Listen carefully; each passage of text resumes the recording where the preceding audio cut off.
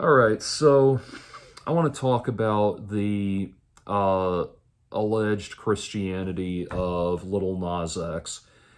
Now, first of all, Little Nas X is not somebody that is interesting to me, not somebody that is impressive to me.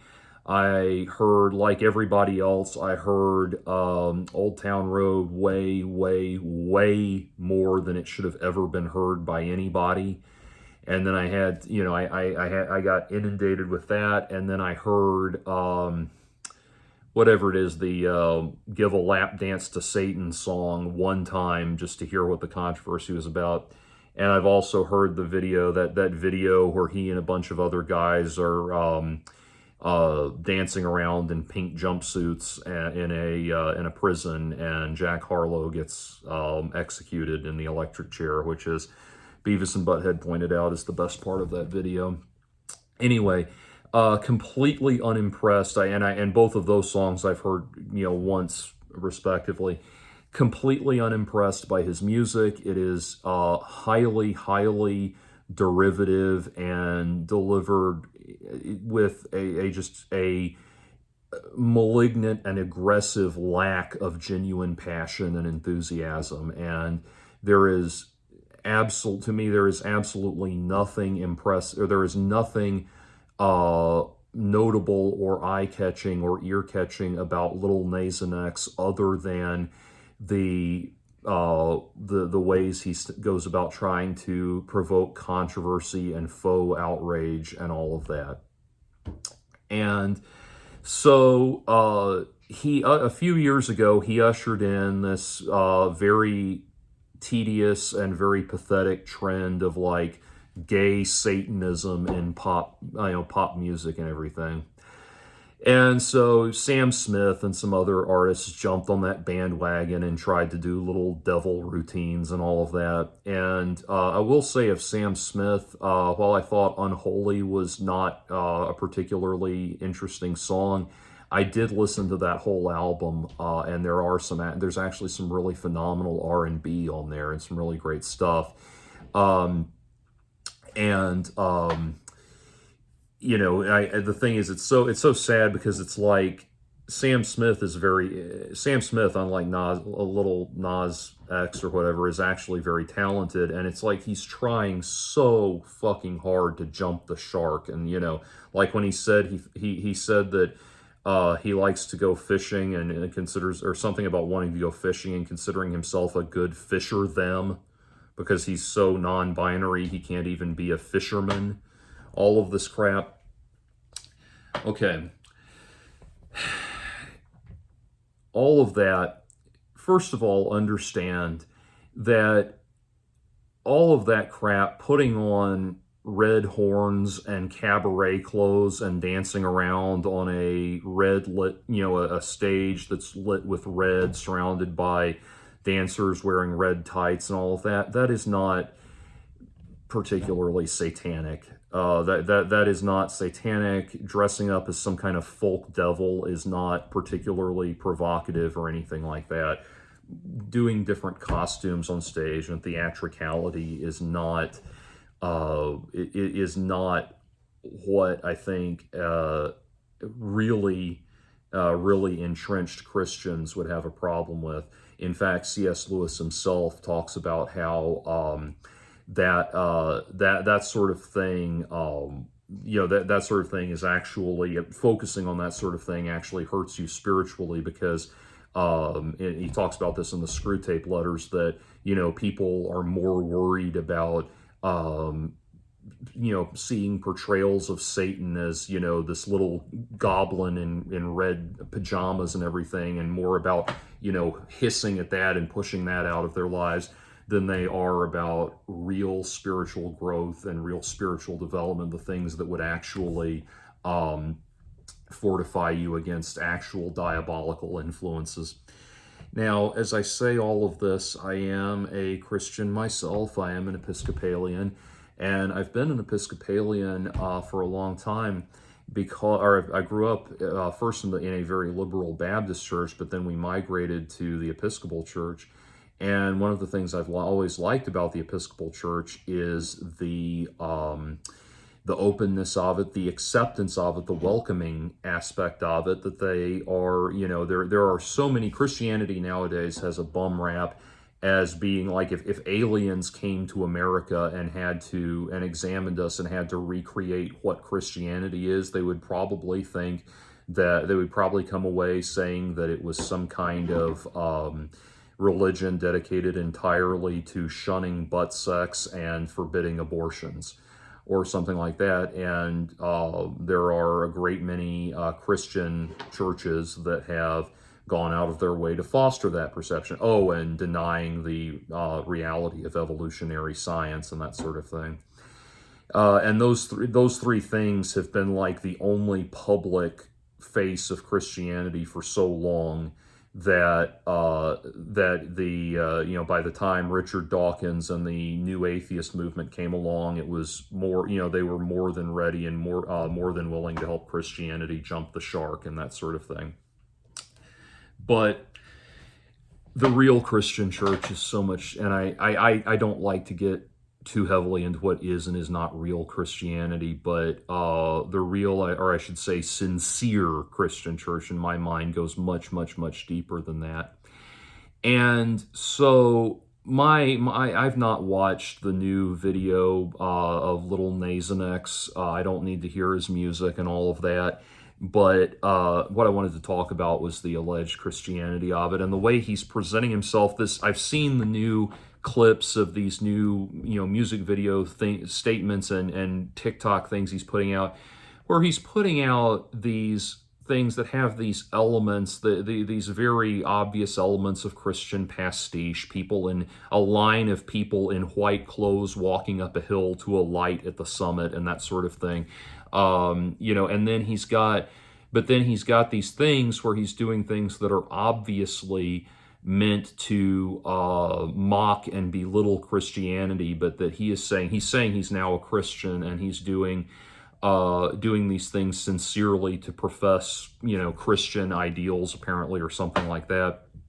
And he's doing all of them in very mocking ways. Things like, showing himself being crucified, taking shots during communion and stuff like that.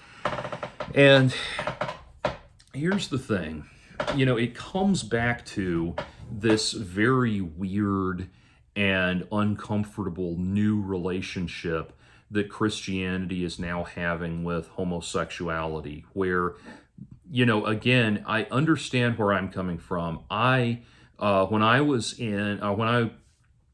moved to the Atlanta area with my family in the 1980s, we started going to Northside Drive Baptist Church, which was a very liberal Baptist church. Yes, it exists. Such things exist. It was a very liberal-minded Baptist church, and they had a strong LGBT presence there. And it was not called LGBT or anything back then, and the T part of it was not really as prominent as it is now. So it was really, I should say, it had a lot of gay men there.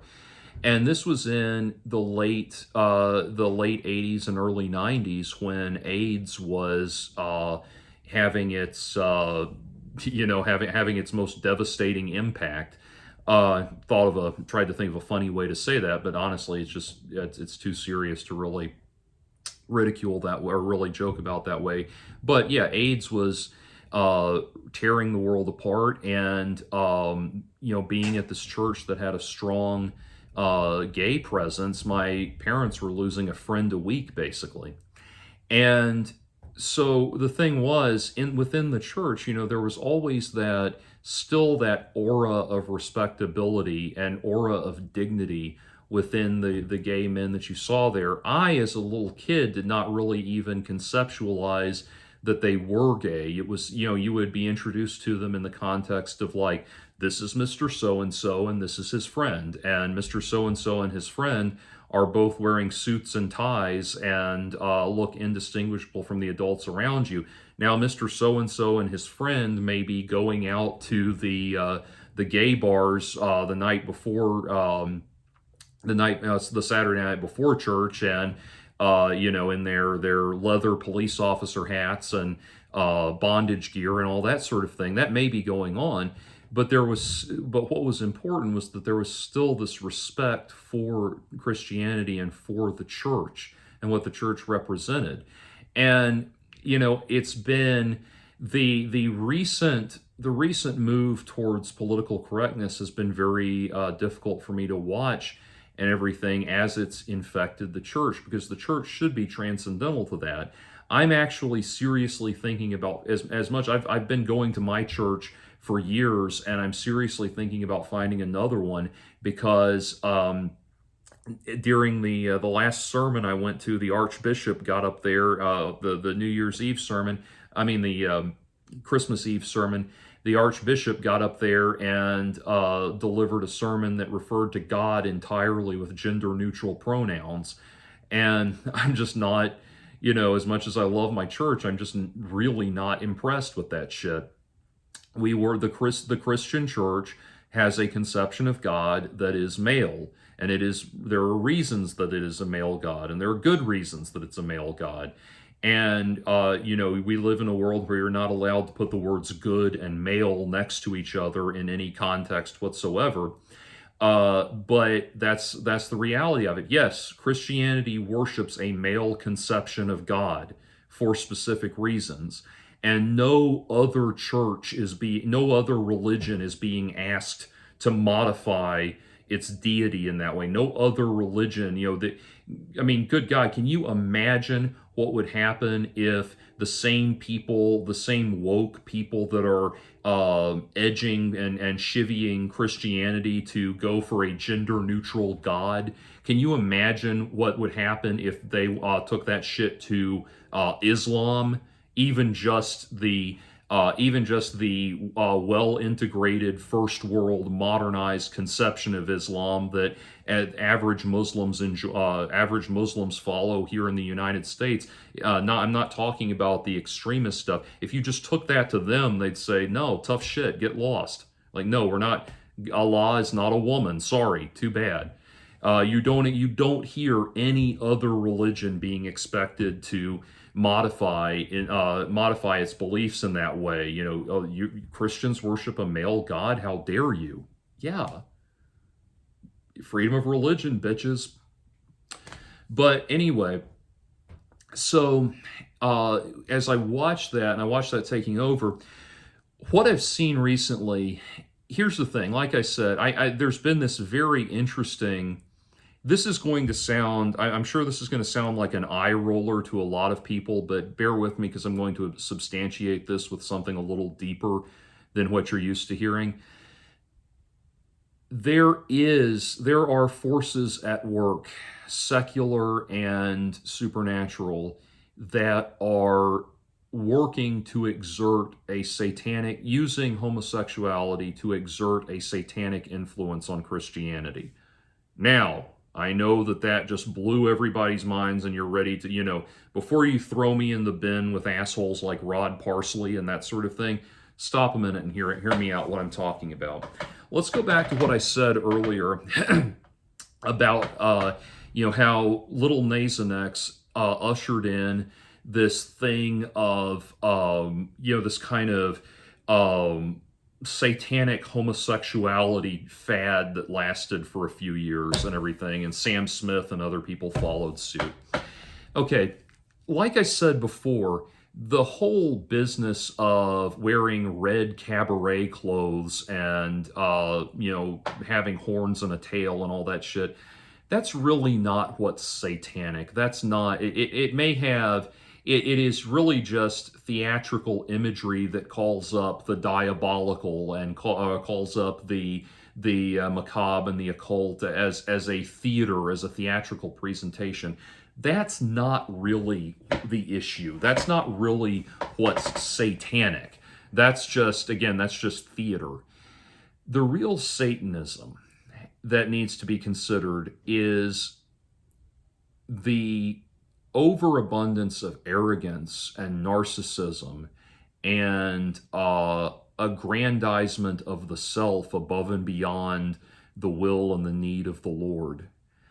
that's where it starts to become, that's where when you are taking those values and demanding that the edifice of the Christian church, the theological edifice of the Christian church, be modified to celebrate, be modified and restructured to celebrate you and your self-aggrandizement and your arrogance and your ego and all of that. When you start demanding that the church be used for that rather than sublimating yourself to the will of the Lord and being built up in that way, that's when we start to see a satanic influence. And now, as I've unpacked that statement, I think you start to see that dispelling that satanic influence is a lot more reasonable, or being concerned about that satanic influence and dispelling it is a lot more reasonable of a proposition than than the initial statement, what was implied in the initial statement that I made. What Little Nas X is doing is not is not Christian. There's no deeper foundation of Christian principles in what he's doing. He's just taking the visual trappings of Christianity and adorning himself in them. Just like there was nothing terribly satanic about all of the lap dance for Satan routine he was doing. He's just taking the visual trappings of Satanism or of the devil and hell and adorning himself in them. So these throwaway visual aesthetics, his insincere Satanism is about as meaningful as his insincere Christianity. Just draping yourself in the visual accoutrements of a perspective or a practice or a way of life does not make you a practitioner of it, nor does it mean that you're invoking the power of it. The real diabolical influence, again, is not something that Little Nas X is probably not even really thinking about or really aware of. The flaws in Little Nas X's character are readily apparent in the way he presents himself and the way he consciously carries himself to such a degree in every single facet of his presentation that it cannot be simply down to a character role that he's playing.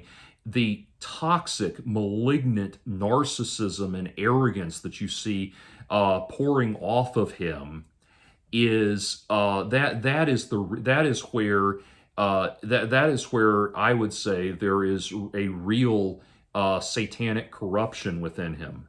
That's what that is where he would be benefited by Christianity, to walk in the light of the Lord and learn the beauty of the humility that proceeds from Jesus Christ. It is, and so I bring all of this up, bringing it back to that unsteady, this new unsteady sense of encroachment that gay LGBT culture seems to be having on the Christian church. The problem there is the problem is not that there's a newfound push to be welcoming for homosexuals to feel welcomed in church. That should be a good thing. That's something the Christian church should never have wavered from. And I'm liberal enough to say, I've got videos talking about this, you can look them up, but I'm liberal enough to say that I don't think there's anything wrong with being a practicing homosexual in the church. There's everything wrong with refusing to sublimate yourself to the will of the Lord, to the will and the power of the Almighty, and instead demand that this long-standing edifice become a newfound venue for you to exalt and aggrandize yourself. I'll give you an example. I've talked about different things in regards to this, like the Methodist priest that rewrote the Nicene Creed to talk about a non-binary God who has a non-binary God with they/them pronouns, who has a fabulous gay son named Jesus, who was decked out in the most wonderful attire. All of these things that are complete constant blasphemies to what Christianity is trying to accomplish. What they're doing with the Nicene Creed there is rewriting it to be a celebration of personal narcissism and personal self-aggrandizement. I'll give you another example. Think of, and this is what I was referring to. Think about, there was a controversy recently where there was a church, that video got out of a church where a drag queen was reading the church announcements in character, with the sassy, snappy voice and everything, and in full drag in this ridiculous regalia, reading the church announcements. And immediately, if you have a problem with that, you get called a homophobe, you get called all this sort of stuff.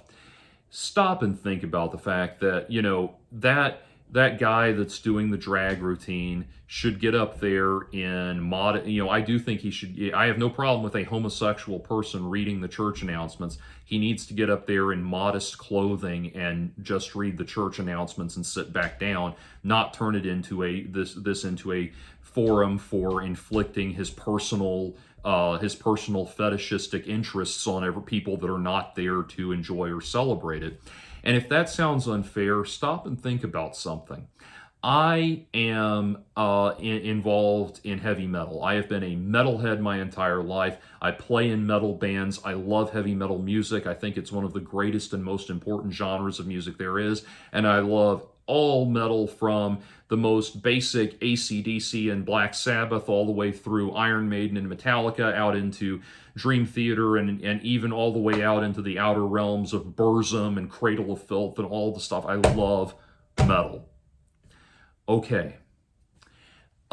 What would it look like? What do you think the response would be if I went to church? I try to dress relatively conservatively when I go to church, because I'm not there to show myself off. I'm there to sublimate myself to the Lord. So I might wear a black shirt and black pants, which is pretty standard. Black is obviously my main color, the main color I wear. But I might do that, but I'm not going to be in my full heavy metal regalia and all of that. I'm going to wear simple black on black with my hair back, and that's going to be it. Imagine if I got up there at the podium and read the church announcements in corpse paint, black metal corpse paint, and black metal corpse paint, and a bullet belt, and a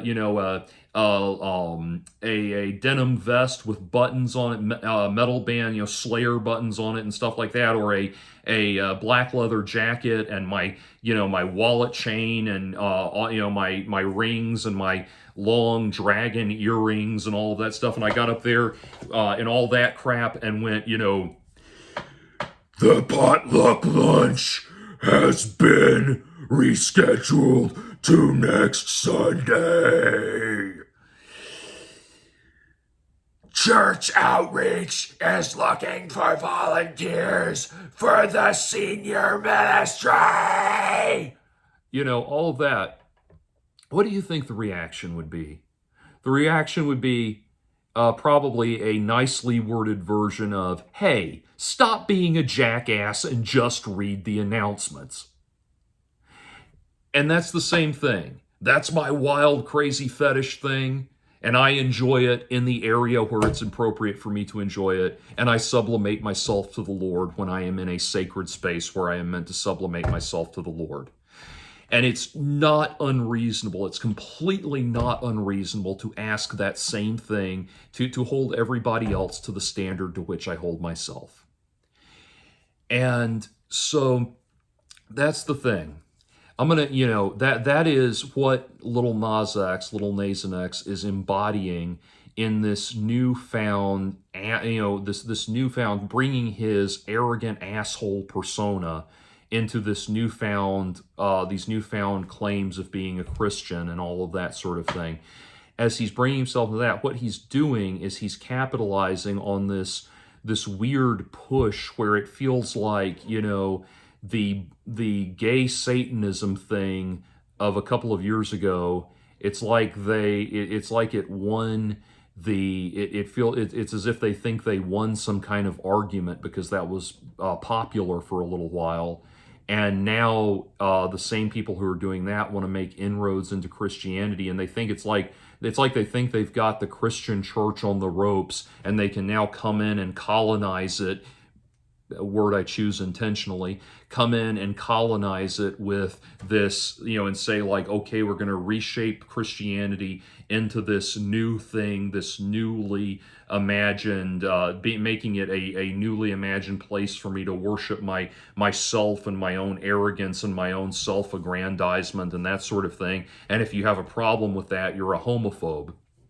And look, if you're gay, like I said, if you are gay and you are coming to church, I will welcome you there. I will welcome any person who sincerely wants to come be a part of the body of Christ. I will always welcome you there. And God knows I am far from being a perfect Christian. Imperfect Christians are the only kinds of Christians there are, because imperfect people are the only kinds of people there are. And again, like I said, I'm liberal enough to say that I don't think you have to stop being a practicing homosexual to be a part of Christianity.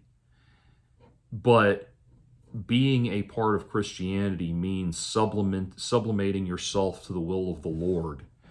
And and setting aside, as the hymn the folk hymn goes, lay aside your garments that are stained with sin and be washed in the blood of the Lamb. That's what you're there to do. That's what you're there to accomplish. And all of that toxic arrogance and toxic malignant narcissism should be something that you are praying to God to release you from. And I say that as someone who has had to pray to God for him to release me from that.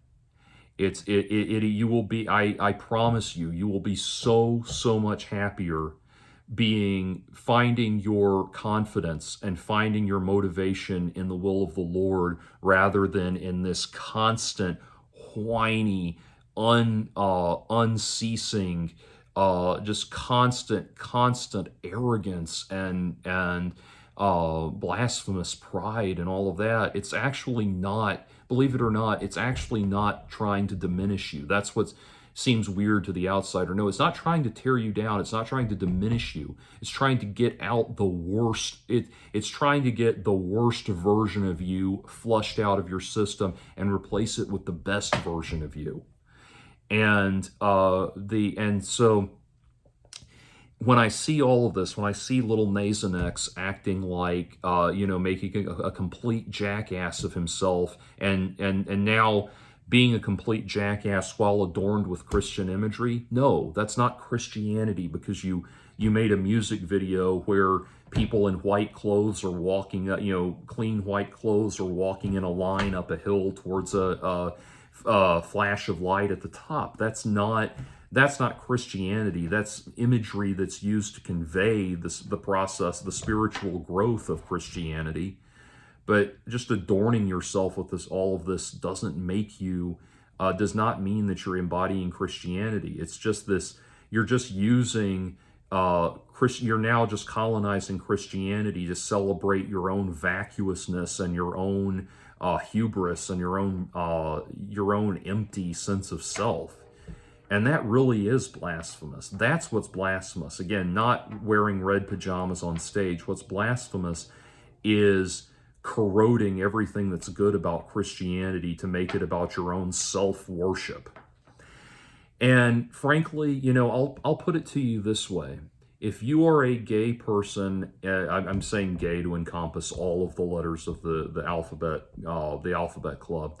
If you are a gay person that is involved in Christianity, listen, I'm going to make a statement here. You should care, listen to what I'm about to say and see how you respond to it. If you're a gay Christian, you should care more about your relationship with God than about having pee-pees pop in your pooper. Okay. Now, if you heard that statement as a gay Christian and what offended you about it was the fact that I spoke about butt sex in a diminishing and dismissive way, in a vulgar and dismissive way, then you really need to sort out your priorities. You really need to stop and think about your priorities in life. Because if having butt sex spoken of with what you see as the correct modicum of dignity is more important to you than your relationship with God, I would strongly encourage you to question whether or not you really even are a Christian. And no, I'm not saying don't stop having butt sex. I'm saying realize the hierarchy of what's important in your life. I say this rhetorically because I'm not seriously going to encourage anyone to walk away from God. But, you might, if that's what's important to you, all of this, all of this, like trying to find a sense of spiritual enlightenment by way of your sexuality and all of that, would probably be, well, not probably, would definitely be a lot more at home with Thelema among the Thelemites. That was Aleister Crowley's whole thing.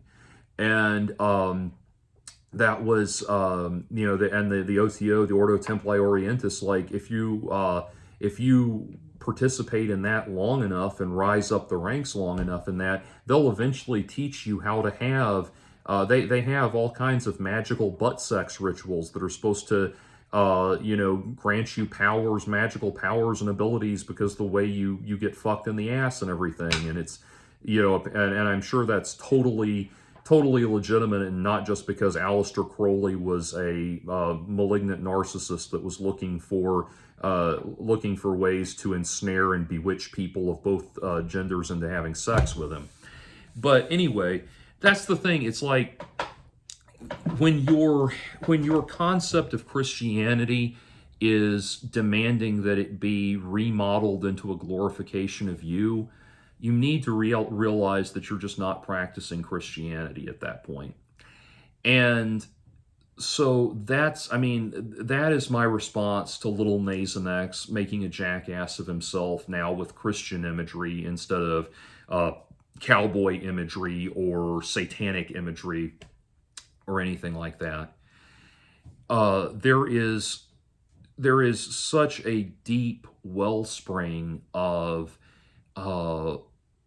spiritual growth to be had, and it's one of those things where it's like, again, I am far from advanced in my walk with Christ, and I'm not making any kind of, I don't like it when people go around trying to imply that they're a better Christian than other people.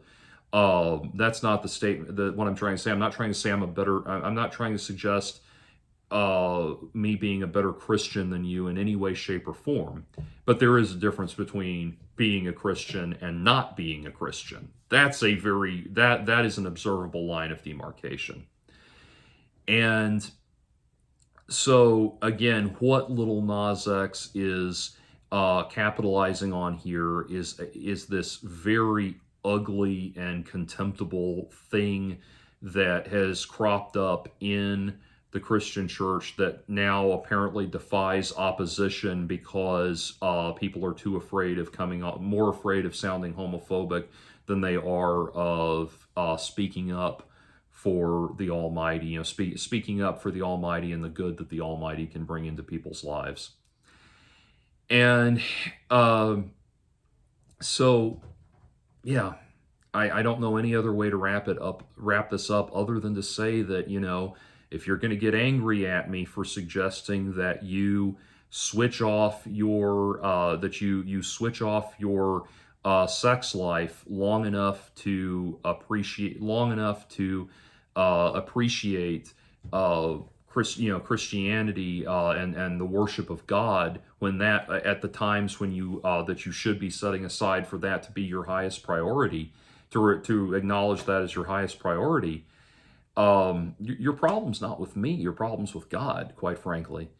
And, I'll close by saying this. I was thinking about this earlier. Now I know how I want to close it.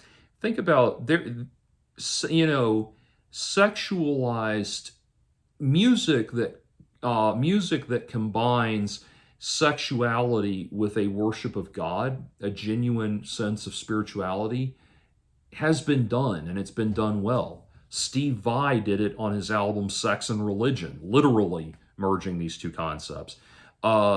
George Michael did a gay version of that on the album Faith. And probably the best example of that is Prince. Prince was a deeply, deeply spiritual Christian. I am not a fan of the Jehovah's Witnesses, but I don't deny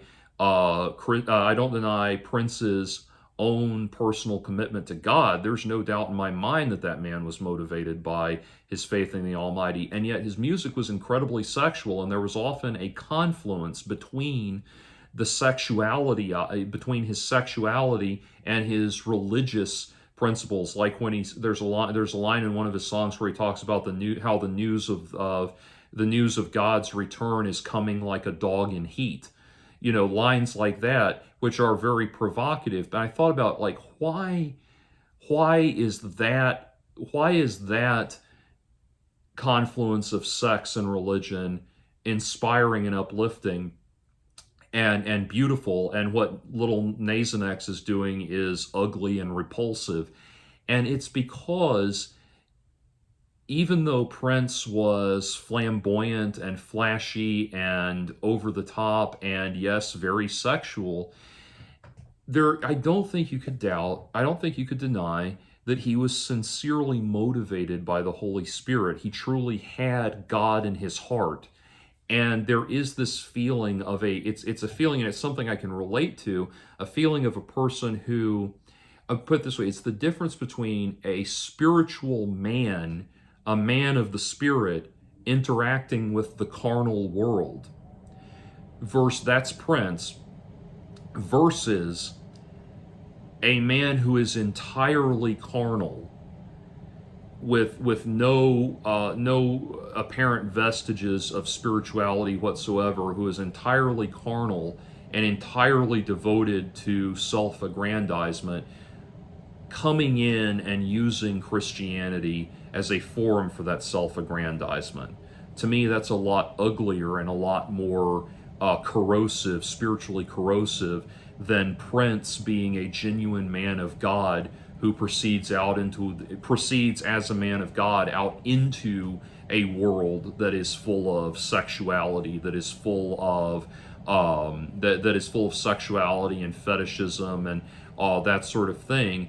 You feel like this is a man of God who is successfully navigating that world, even in a way that celebrates the beauty of sexuality and that sort of thing, rather than someone who has no spiritual grounding whatsoever, just putting on very blatant and obvious accoutrements of Christianity and acting like the same asshole he always was.